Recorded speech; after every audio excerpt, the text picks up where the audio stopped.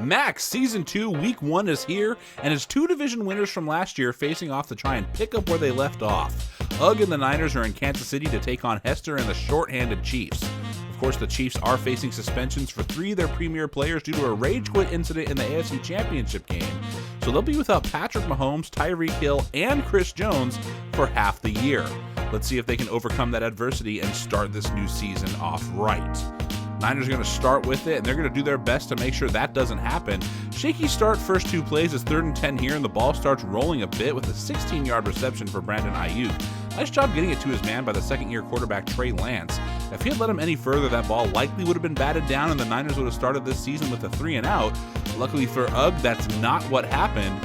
First down Niners. Very next play, and the Niners are hoping they'll be seeing this a lot in the near future and for quite a while. Last throw was nice, but this one is nicer. A true dime to the left sideline, and it's Ayuk again making the play. This one goes for 30 yards, and after a couple shaky plays, the Niners get off to a hot start. On the Chiefs 20, they're going for it here, and they're going to get it with a nice route by Deebo Samuel on the left side. The Niners did end up getting into the end zone on this drive, but the play was called back and the drive stalled out, so they kick a field goal, and the Niners go up 3-0 to start this season. Chiefs have it now with Mahomes out. They're forced to use the backup quarterback. His name is Michael Mason, but I didn't need to say that because he introduces himself here on this drive, starting with that 23-yard strike to Travis Kelce on the right side. It's not often you lose a generational quarterback and start the next game in the air, but it worked there, and it's going to work again here. After a holding call pushes him back 10 yards, Mason looks left and sees Deshaun Jackson, fires, and it's complete. Nice footwork by the veteran receiver to get them both down on green grass before he goes out of bounds. Hester's moving the ball almost effortlessly here, and that's without his main weapons in the air attack. Not a good sign for the AFC West. Surely that won't continue, though. The rookie's got to mess up soon, right? Well, usually when I say right, it's not right. And this is no different. On the run, backtracking to avoid the Niners' pass rush, he unleashes and dots this one up on the right sideline to Kelce. And to break the fourth wall a little bit more here, I couldn't believe what I saw when I was putting the highlights together for this game. Just an unreal throw from the 23-year-old, and they finish the drive off here with 6. Once again, he's going to go to Kelce, and just like that, the Chiefs take the lead. After the PAT, it's 7-3 Hester in a good game here in Kansas City. UGG's turn now, a couple minutes after the KC touchdown, and he says, "My quarterback might not be a rookie anymore, but he's still pretty damn impressive." Throws it at about the 49-yard line and hits George Kittle at the 5. Officially, it's a 40-yard gain, and these kids are showing the league how to throw the ball downfield, putting on a clinic, as they say, or at least as they used to say. I'm not sure I've heard anyone say it in a while, but regardless, that's what they're doing. And then we got a 3rd and goal from the 3. Lance finds Deebo Samuel once again for a touchdown and the lead, but wait, there's less? The play would be reviewed and it was overturned. Apparently Samuel's foot came down on the white line, which of course puts him out of bounds and makes the pass incomplete. So scratch that. No lead for the Niners, and they're going for it on 4th down for the 2nd time in this game. Lance takes the snap here, and the Chiefs have everyone in a gold helmet covered, so Trey has to try and do it himself, and he does not get across the pylon, not even close, actually. And the Niners turn it over on downs deep in Chiefs territory. Gotta wonder if leaving those 3 points on the board is going to hurt them, but the Chiefs have a long way to go if they're going to score themselves here. And the answer to that question is a resounding no. By the way, Mason under pressure in the end zone has to get rid of it, and he does, but wait a minute, that's not the right guy who ends up with it. Well, it's right if you're UGG and the Niners, as Diamador Lenoir picks it at the 13, and he could have skipped into the end zone from there. Nothing but daylight between him and glory, and so, after all that, the Niners do end up taking the lead back by the score of 10-7.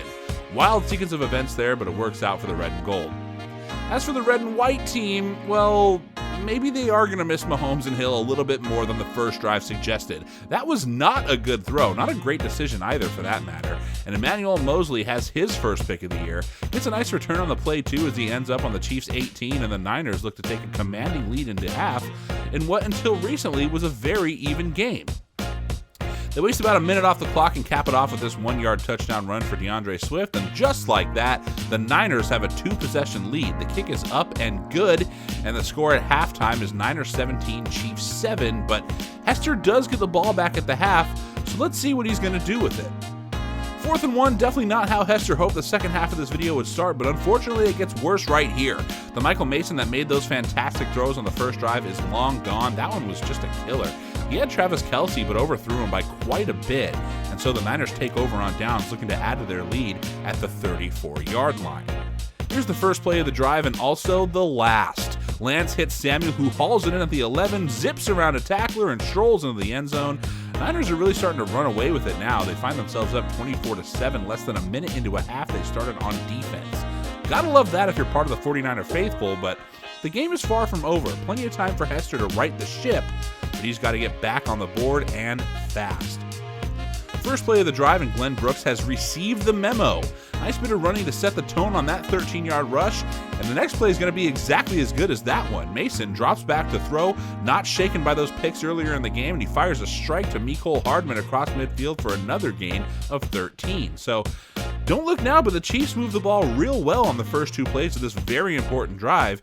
Now let's take a look at play number 3. Mason drops back, Kelce gets open early on the seam, and Isaiah Oliver goes for the big hit and whiffs, leaving Kelce with a clear line to the end zone and maybe a chance for the Chiefs to make a comeback in front of their home crowd. The extra point is up and good, and so the deficit is back down to 10, less than 2 minutes into the second half. A couple of quick scores for both teams. Let's see if that continues. 3rd and 10 now, Chiefs defense holding strong so far, and they're about to come up huge right here. One guy in particular, Tyrann Mathieu, the Honey Badger, who else, climbs the ladder and comes down with it and brings it to the 36. Down by 10, the Chiefs are looking as good as you can. They have the ball in scoring range and are coming off a drive where they made 0 mistakes on their way downfield. What could possibly go wrong? Well, this. Mason looks to throw it on the 3rd play of this crucial Chiefs drive. He throws into double coverage, and that rarely works out, even if you are Patrick Mahomes. He is not, and Lenoir secures his 2nd pick of the game. That one hurts Kansas City. They're going to need a big play here soon if they want to complete the comeback. Niners are pushed back. It's 2nd and 18, and Lance is throwing, which surprises no one. Noah Dawkins reads the play extremely well there, but Willie Gay runs right into him trying to make the catch, and it falls incomplete. But no big deal, right? It's still 3rd and 18, and they're just going to stop him here and get the ball back on the punt, right?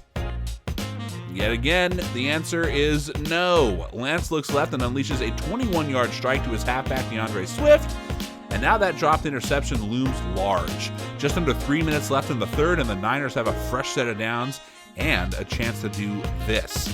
Play action, Lance is going left again, and this time it's the fullback Kyle Juszczyk catching it at the 20, weaving his way around 2 tacklers on his way to the score.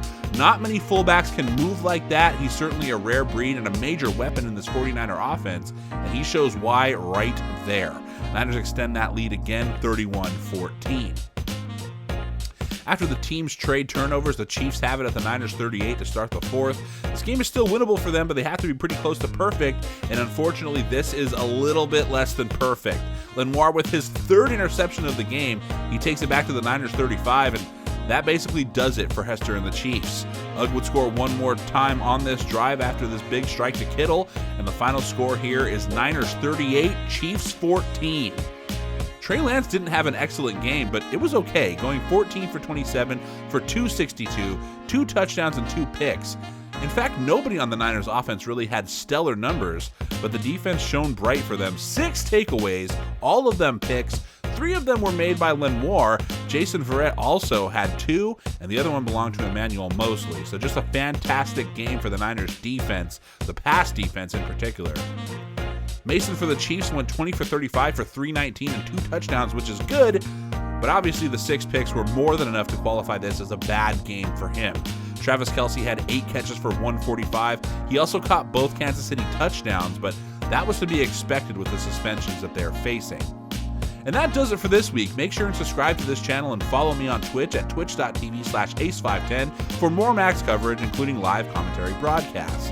For players in the league, make sure to archive your streams for your chance to be featured in a very late video like this.